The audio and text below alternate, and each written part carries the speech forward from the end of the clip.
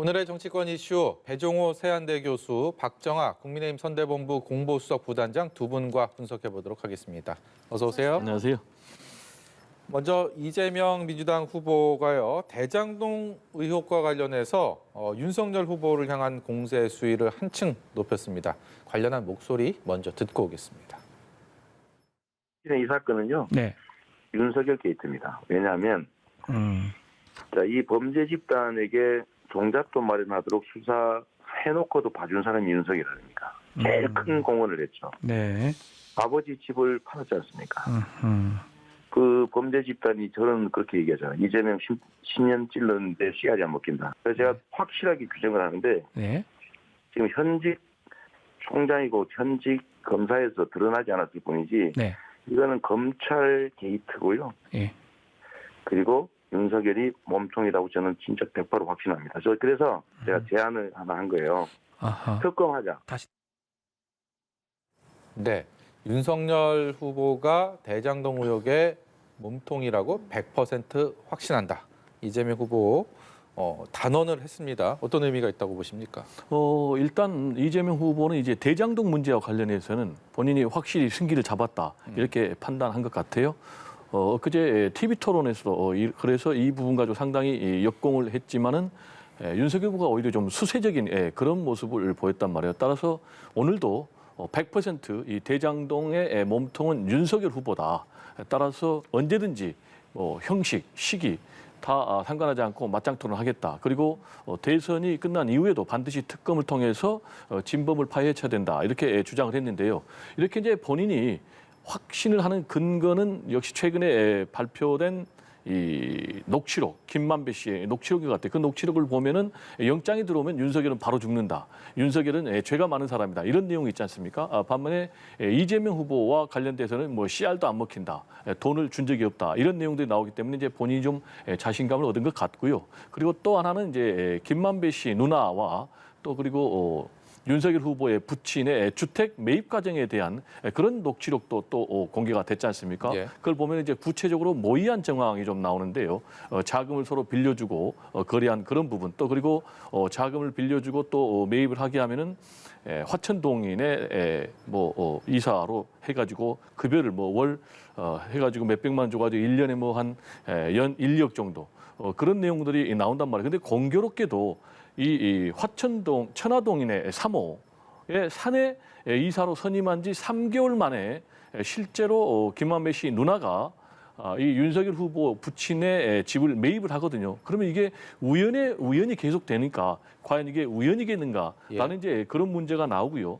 또 최근에 또 대장동 그분과 관련해서 계속해서 윤석열 후보 국민의힘 측은 대장동 그분은 이재명 후보다. 라고 얘기했지만은 한국일보 보도에 따르면은 조재현 대법관이라고 폭로가 됐지 않습니까? 물론 조재현 대법관은 이제 오늘 기자회견을 통해서 자신은 전혀 아니다라고 이제 반박을 했지만 어쨌든 이재명 후보가 대장동 그분이 아닌 것은 드러났단 말이에요. 그래서 이런 부분 때문에 본인이 이렇게 확실하게 자신 있게 지금 윤석열 후보를 몰아붙이고 있는 것 아닌가 이렇게 분석이 됩니다. 네. 이재명, 윤석열 후보 서로를 대장동 의혹의 핵심이다 이렇게 또 공세를 펴고 있는 상황인데 그 근거로 이제 녹취록을 둘 다 들고 있지 않습니까? 그렇기 때문에 차라리 전문을 공개하라라는 목소리들이 계속 나오는 것 같습니다. 일단은 전체적인 상황이 좀 안타까운 상황이에요. 저는 선거가 지금 막판으로 가고 있고 그다음에 지지율에 좀 판세가 좀 꼭 유리하지 않다고 불리하다고 판단해서 저렇게 나오고 있는 것 같은데 과연 우리 국민들이 저런 주장을 보면서 얼마나 믿을 분들이 있을까 저는 제가 이렇게 저렇게 논평하기 이전에 그걸 우선 묻고 싶어요. 그래서 지금 다시 대장동이 국민의힘 혹은 윤석열 게이트라고 주장을 하고 있고 또 특검하자고 하고 있는 거 마치 작년 가을에 주장했던 걸 또 다시 도돌이표하고 있는데요. 예. 저는 이재명 후보의 본질을 적나라하게 좀 보여주고 있는 것 아닌가라는 생각이 우선 듭니다. 그래서 결국에는 국민들이 시청자분들이 판단하리라고 보고 있는데요. 녹취록에 대해서도 얼마 전부터 계속 민주당이 공세를 많이 폈잖아요. 근데 결국엔 그 녹취록이라는 것이 조작이나 왜곡 가능성이 굉장히 있었던 거고 실제로는 토론회에서도 나왔습니다만 그 녹취록 끝부분에 가면 이재명 게이트라는 것도 나온 게 분명하고요. 말씀 주신 것처럼 그렇다면 이게 일부 피의자들한테 검찰이 변론을 위해서 복사하는 것 말고 전체적으로 다 공개해서 나왔으면 하는 아쉬움은 있지만 지금 뭐 검찰이 며칠 놔두고 저렇게 할 일은 없고요. 어찌됐건 검찰이 대장동 관련한 수사를 속도 있게 제대로 하지 못해서 이런 일이 발생하지 않나 싶은 생각이 들고 선거에도 그래도 어느 정도 금도가 있는데 저는 뭐 오늘 조재현 대법관이 본인은 아니라고 얘기를 하는데 심지어는 대법관까지도 이렇게 선거에 뭐 근거 없이 활용하려고 하는 것들을 과연 우리 국민들이 얼마까지 언제까지 용납하고 있을지 잘 모르겠습니다. 하여튼 이 검찰이 수사가 제대로 됐다면 그리고 실체가 이미 특검을 통해서 나왔다면 저는 이런 혼란은 없었을 텐데 여전히 검찰이 제대로 된 수사를 하지 않아서 이런 혼란이 나왔고 민주당이 일부의 녹취록을 갖고 저렇게 언제는 녹취록이 근거가 없다. 언제는 또 녹취록이 또 굉장히 중요한 사료가 됐다. 뭐 그때 본인들 편한 상황에 따라서 기준이 왔다 갔다 하고 있는 상황이라고 말씀드리고 싶습니다. 예. 대선이 이제 2주 앞으로 다가오자 이재명 후보가 SNS에 반성문을 올렸습니다. 지난 2017년 대선 때 이제 문재인 대통령, 그러니까 그 당시 후보를 향해서 과도하게 비판을 했던 부분을 이제 사과를 하면서 친문 진영을 향한 지지를 호소하고 있는 상황인데 더불어서 지금 윤건영 의원도 그렇고 서른 의원도 그렇고 뭔가 이재명 후보를 돕고 결집을 하려는 움직임을 계속해서 보여주고 있거든요. 최근에 이 지지율 답보 상황에 대한 위기의식을 느껴서일까요? 이런 메시지들이 계속 나오는 이유를 뭐라고 보십니까? 일단 뭐 선거의 기본 전략이죠. 선거는 일단 집토끼를 다 잡아야 돼요. 그리고 그 다음에 산토끼 잡는 전략으로 가야 되거든요. 근데 말씀하신 대로 이재명 후보의 지지율이 지금 40%를 훌쩍 뛰어넘지는 못하고 있는 그런 상황. 그런데 이제 문재인 대통령의 지지율은 40%가 넘지 않습니까? 따라서 논리적으로 보면 문재인 대통령을 지지하는 지지층의 표심을 온전히 잡지는 못했다. 이렇게 판단할 수가 있는 것 같아요. 그래서 이제 말씀하신 대로 이재명 후보가 지난번에도 문재인 대통령에게 정식으로 사과의 뜻을 전했지만 다시 한번 아픈 손가락이라는 비유를 통해서 사과의 메시지를 내놓은 것 같은데요. 역시 이 부분은 아직도 한 70%의 지지층에 머물고 있는 친문 지지층의 100%를 가져오겠다. 라는 이제 그런 선거적인 판단이 깔려 있는 것 같고요. 특별히 이제 정서적인 좀 감정적인 호소를 하기 위해서 자신의 가족사까지 얘기하면서 아픈 손가락을 얘기한 것 같고요. 그리고 이제 윤건영 의원 하면은 이제 문재인 대통령의 복심이라고 알려져 있는데 이 윤건영 후보도 그런 이제 이재명 후보의 마음을 우리가 좀 받아줘야 된다. 그리고 이제 선거에는 묘수가 없고 우리가 발로 뛰어야 된다라고 이제 호소를 하고 있는 것 같고 또 이제 이낙연 전 경선 주자의 좌장이었던 선대위원장이었던 서른 의원도 본인이 대장동과 관련해서 굉장히 경선 때 이재명 후보를 공격을 했지 않습니까? 근데 그때 자신이 좀 판단을 좀 잘못한 것 같다라면서 이제 우회적으로 사과의 뜻을 전하면서 이재명 후보 갈수록 잘하고 있다. 그리고 노무현 전 대통령을 굉장히 닮았다. 라면서 지지 의사를 밝혔는데 이 또한 앵커께서 말씀하신 대로 전통적인 민주당 지지층 을 잡기 위한 그런 전략들이 아닌가 생각이 됩니다. 예, 우리끼리는 뭉치고 상대는 때리는 앞으로 14일 동안도 계속 이런 국면이 이어지지 않을까라는 생각이 듭니다. 예, 윤석열 후보의 행보도 좀 보겠습니다. 오늘 목포를 찾았는데요. 먼저 관련 내용 듣고 대담 이어가도록 하겠습니다. 대장동의 부정 부패의 몸통 시장으로서 설계하고 추진하고 승인한 그런 사람을 대통령 후보로 내세운 이 민주당은 김대중 대통령의 민주당이 아니라고 생각합니다. 대선은 국민의힘과 민주당의 대결이 아닙니다, 여러분. 상식 있는 우리 대한민국 위대한 국민들과 부패한 이재명의 민주당과의 대결입니다, 여러분. 네, 국민의힘이 호남을 찾은 것, 호남에 공을 들인 것은 최근 들어서 더 두드러지는데 그중에서도 오늘 윤석열 후보가 방문하게 되는 이 하이도 여기가 김대중 전 대통령의 생가가 있단 말입니다. 보수정당 후보가 여지껏 방문한 적이 없다고 하는데 상당히 국민의힘에선 여러 가지 생각을 하고 고민 끝에 내린 결정이다 이런 생각이 듭니다. 오늘 오늘 윤석열 후보는 김대중 대통령의 생가인 하이도를 들어가고요. 그저께는 아마 이준석 대표가 흑산도를 들어갔었던 것 같아요. 이렇게 저희 당 계열에서 공을 들이기는 굉장히 처음인데 지금 윤석열 후보가 앞서 얘기했던 것도 이렇게 보면은 지금 현재 민주당이 지금 현재 이재명 후보의 민주당이 과연 김대중 대통령이 얘기했던 그리고 노무현 대통령이 얘기했던 민주당과 같은가 뭐 이런 거에 대한 지금 답을 구하면서 저는 호남 표심을 좀 윤석열 후보가 공략을 하고 있는 걸로 보여집니다. 그러니까 윤석열 후보의 최근 호남에서의 지지율이 이제 상당폭 올라가고 있고 뭐 최종 득표에 대해서는 논란의 여지가 있겠지만 그리고 이재명 후보가 호남에서의 폭발적인 과거 민주당 계열의 후보들이 받았던 득표율 내지는 지지율에 못 미치는 이런 상황을 보이고 있는 상황에서 저는 호남을 공격을 해서 그동안 있었던 지긋지긋했던 지역 감정에 대해서도 좀 해소를 하고 그다음에 작년 여름인가요? 윤석열 후보가 처음 정치에 들어오면서 얘기했던 통합의 정치에 대한 마감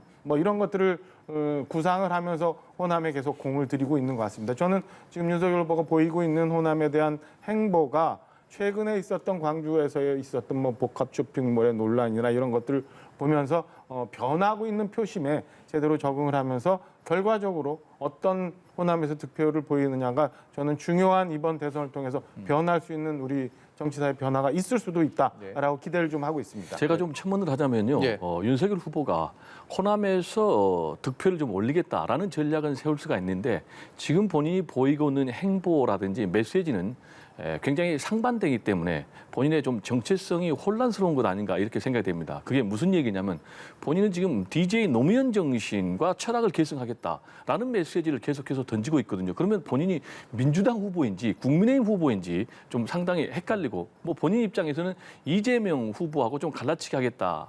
라는 이제 그런 생각이 같은데 그 자체가 선거 전략으로는 이제 매우 무모한 전략이고요. 그리고 이제 김대중 생각까지 방문하면서 김대중 정신을 굉장히 강조를 하고 있거든요. 그런데 우리가 이제 김대중 정신이라면 세 가지를 얘기할 수가 있습니다. 하나는 용서의 지도자, 그리고 두 번째로는 이제 화해의 지도자, 그리고 세 번째가 평화의 지도자인데 용서와 관련해서는 자기를 수장시키려고 했던 박정희 전 대통령 또 용서를 했고 자신에게 사실상 사형을 내리게 했던 전두환 전 대통령도 용서를 했단 말이에요. 그리고 사면 복권까지 해줬단 말이에요. 근데 지금 윤석열 후보 같은 경우는 공공연히 지금 정치 보복을 공언하고 있는 그런 상황이기 때문에 전혀 맞지 않다.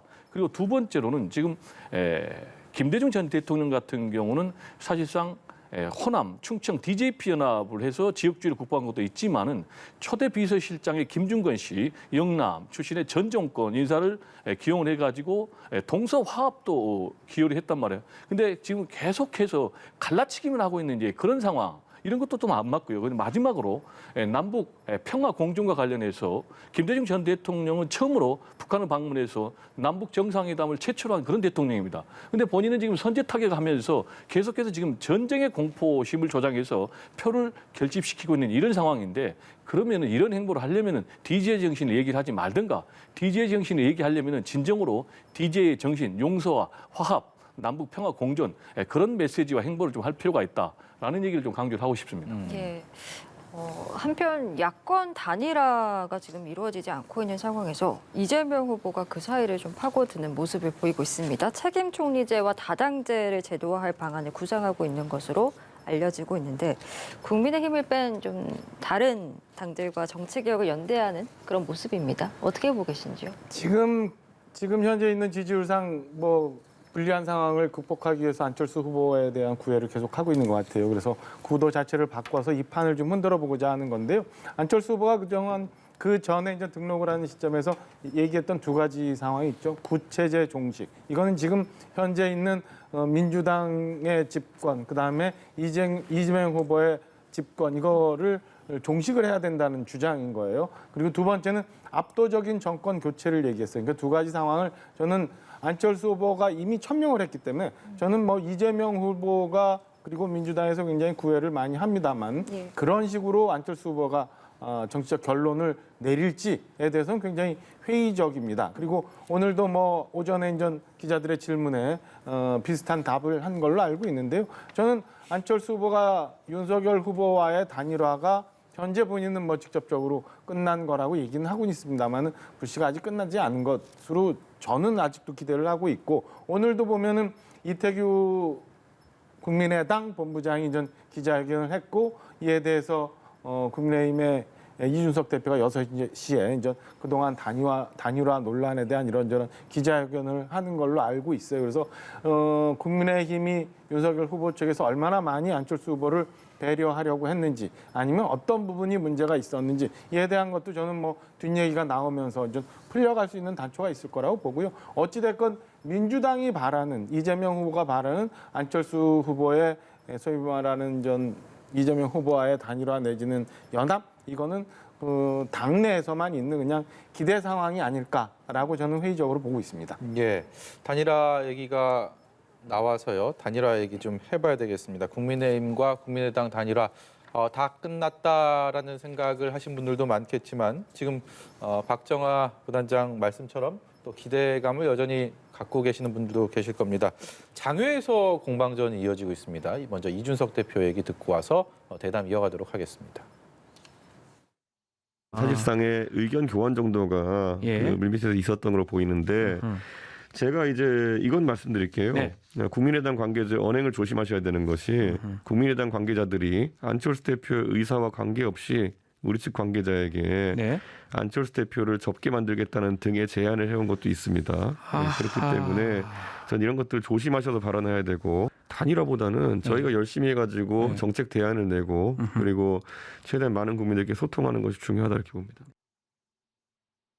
네, 이준석 대표의 얘기 듣고 왔습니다. 단일화 과정에 뭔가 그동안에 또 가려져 있던 것이 있는 것 듯 그런 얘기를 했고요. 조금 전에 이태규 국민의당 의원이 관련해서 여기에 대해서 또 대응하는 듯한 내용의 긴급 기자회견을 했습니다. 그리고 이준석 대표가 이제 오후 6시에 다시 또 기자회견을 한다고 하는데 핑퐁 게임 같습니다. 단일화 어떤 책임에 대한 공방 그리고 그 물밑에서 어떤 얘기가 있었는지에 대해서 여러 얘기가 오가고 있는데 지금 어느 쪽에다 무게를 두고 생각하기가 사실 좀 어려운 상황입니다. 얘기들이 너무 달라서요. 이 전반적인 흐름들 어떻게 보고 계십니까? 뭐 기본적으로는 핑퐁 게임의 성격이 있지만은 저는 말의 신뢰성에 대해서는 이준석 대표보다는 이태규 사무총장의 말에 더 신뢰를 두고 싶은데요.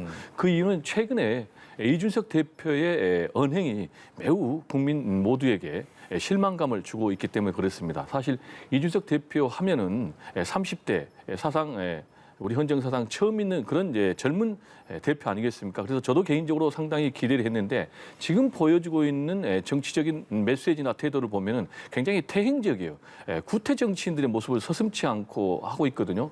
기본적으로 보면 안철수 후보하고 단일화 밀당을 할 수 있다고 봅니다. 그러나 상대를 모욕하고 조롱하고 이런 모습은요 젊은 정치인으로서는 굉장히 해서는 안 되고 이런 모습들은 결국은 정치인 이준석 개인의 미래에 대해서도 굉장히 부정적인 영향을 미치겠지만은 예. 국민들이 열망하고 있는 정치인들의 세대 교체 그리고 30대 2030 젊은 정치인들에 대한 미래 희망의 싹을 자르는 것이라고 보고요. 앞으로 좀 이준석 대표는 진중하고 좀 진정성 있는 그런 메시지를 내놔야 된다는 얘기를 좀 하고 싶고 관련해서 본인은 국민의힘 측에서 내부에 배신자가 있어서 안철수 후보를 사퇴하게 만들겠다라고 이제 얘기를 했다고 그러는데 여기에 대해서 지금 정반대로 이태규 총장은 얘기를 하고 있어요. 아니다. 이준석 대표가 먼저 제의를 했다. 사퇴하고 합당을 이렇게 했는데 이 부분에 대해서는 우리는 반대다. 왜냐? 네. 우리는 공동정부를 구성하는 거다라고 얘기를 하고 있는데 지금 한마디로 이제 박정아 대변인께서도 아직도 윤석열 후보와 그리고 안철수 후보의 단일화가 남아있다라고 얘기하는 것은요. 전혀 실현 불가능한 얘기를 하고 있는 거예요. 그 이유는 만약에 결렬이 지금 나올 경우에 이제 10여일밖에 남지 않은 대선에 굉장히 부정적인 영향을 미칠 것이다. 그래서 투표일까지 최대한 끌고 가겠다라는 것인데요. 이거는 한마디로 정치적인 스토킹 범죄다. 아닌 것은 이제 예. 더 이상 호도하는데 좀 쓰면 안 된다라는 얘기를 좀 덧붙이고 싶어요. 예, 하나하나 좀 여쭤보도록 하겠습니다. 이것은 이태규 총괄선대본부장 얘기입니다. 2월 초에 이준석 대표랑 만나서 비공개 합당을 제안했다. 그리고 안철수 후보의 사퇴를 전제로 종로에 공천을 제시했다. 이런 얘기를 했습니다. 좀 이런 사안들에 대해서 알고 계신 게 좀 있습니까? 아니요, 저는 사실 이제 단일화 관련해 갖고 협상에 대해서는 매우 극소수만 이루어졌기 때문에 오늘 이태규 총장이 얘기했던 거에 대해서는 처음 들었는데요.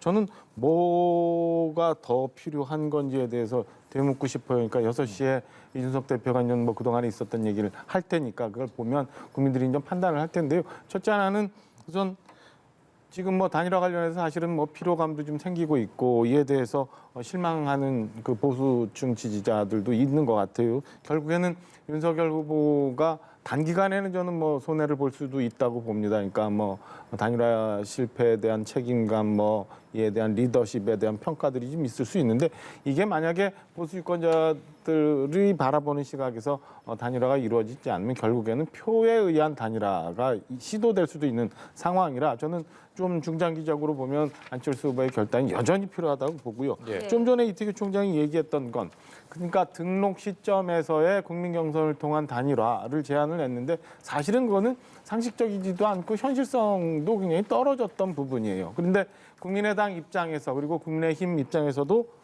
합당을 하고 그다음에 안철수 후보에 대한 향후 정치적 배려에 대해서 조건을 받아주고 그다음에 열정 열차가 출발하면서 거기서 단일화 이벤트를 하자라고 하는 게 글쎄요 안철수 후보나 국민의당 입장에서 뭐가 부족했었던 건지 저는 잘 모르겠어요. 그러니까 지금 이태규 총장께서 얘기하시는 거는 네. 안철수 후보의 양보를 주장했다라는 게 아마 방점이 있는 것 같은데 그게 사실은 국민경선 한다고 해서 그럼 안철수 후보가 이겼을까? 저는 그리고 그게 현실성 있고 상식적인 제안이었을까라는 걸 돌아보면 저는 뭐 충분히 있을 수 있는 제안을 가지고 국민의당에서 또 다른 무언가가 잘못된 부분이 있어서 이 단일화가 결렬됐다고 보여지는데 저는 일단은 판단하기 이전에 6시 이준석 대표의 기자회견을 보고 그 내용을 가지고 국민들이 결국에는 단일화가 잘못되는 거 그다음에 향후 어떤 문제를 풀어야 단일화가 되는지 이런 것들을 판단하고 저는 지지자들의 압박이 있을 거라고 보여집니다. 예, 이런 가운데 이번 주말에 이제 윤석열 후보와 이 안철수 후보가 직접 단일화와 관련된 소통에 나설 것이다라는 이야기들이 전해지고 있습니다.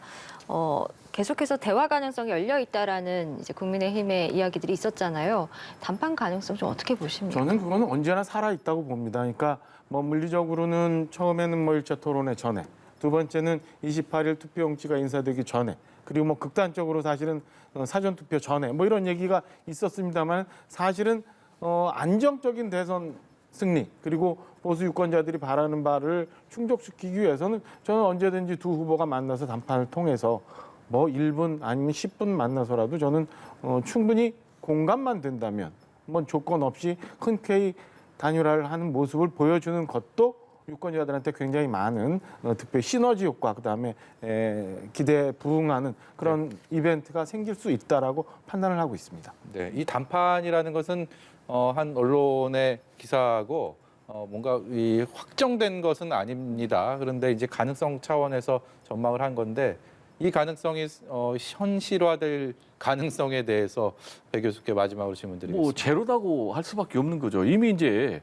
안철수 후보가 여러 차례 얘기를 했잖아요. 상대를 존중하지 않고 적대시하고 있다. 그리고 이제 안철수 후보가 단일화하기 위해서는 최소한의 명분이 딱 하나 있습니다. 그 딱 하나를 제안한 게 뭐냐면은 여론조사에 의한 국민 경선 방식을 윤석열 후보에게 제안을 했는데 예. 계속해서 단판 형식으로 사실상 백기투항만 요구하고 있기 때문에 결렬됐고 또 여러 차례 결렬됐다고 얘기를 했는데 이거를 한 언론에서 일종의 이제 바람 잡는 보도에 예. 근거도 없는 그래서 이걸 가지고 계속해서 마치 스토킹 하듯이 정치적 스토킹 할 필요가 없고 지금 우리 박정아 대변인도 말이 왔다 갔다 하잖아요. 표에 의한 단일화로 얘기를 했잖아요. 그러면 단판은 끝난 거예요. 그러면 이제 표에 의한 단일화로 가든지 그래서 제가 볼 때는 지금 상황에서는 깨끗이 각자 제 갈 길을 가는 게 좋겠고 지금 이제 안철수 후보 입장에서는 오히려 두 가지 선택이 있는데 독자적인 길을 가는 방법 하나 그리고 이재명 후보하고 단일화의 길이 남아 있는데 지금 이재명 후보는 지금 공개적으로 구체적인 단일화 명분을 제공을 하고 있기 때문에 저는 현재 50대 50으로 이 두 가지 길이 남아 있다라고 전망을 합니다. 예, 그 또한 지켜보도록 하겠습니다. 두 네. 분과의 말씀 여기까지 듣도록 하죠.